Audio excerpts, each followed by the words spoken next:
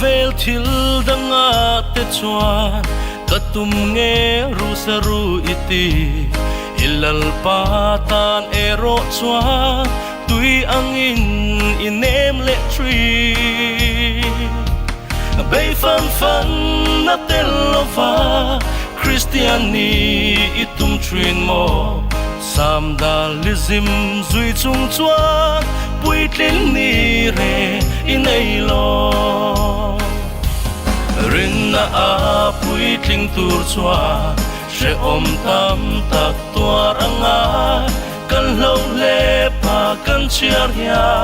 lal pa lama kan lok trin siat na a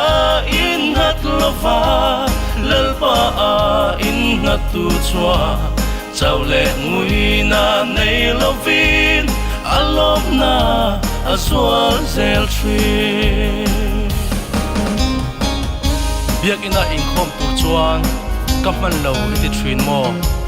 mundanga leng lam tur chuan man lo ni re inei lo ma lai pi pu tan soyalom nar noya phanna abolo antiasin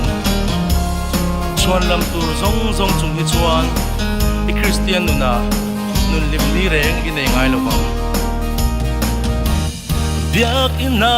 in khom tur chuan kapman lo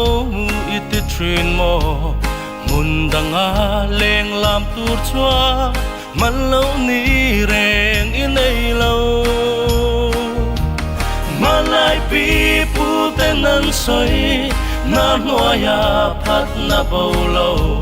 chuan lam tur zong chung hi chuan nun lim ni re inei lo rin na a puitling tur chuan she om tam tak tuar anga kan lo le pa kan chiar ya lal pa lama kan lok trin siat na a in ngat lova lal pa a in ngat tu chuan chau le ngui na nei lovin alom na azwal zel trin zute huvate sadate khainite tuipur te lei tur chuan poisa reng i ui ngai lo tho lom lama tho tur chuan anoi ka nei lo iti a i in khom lo pha chi mal som tu du cheu si peklet ero phal si lo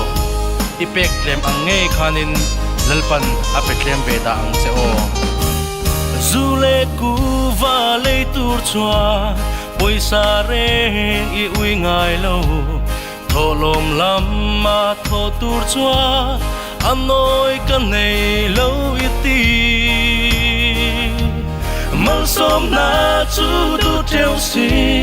peklet ero phal si lo i peklem ang ngei khanin lalpan na beta ang se rin na a puitling tur chuan she om tam tak tuar anga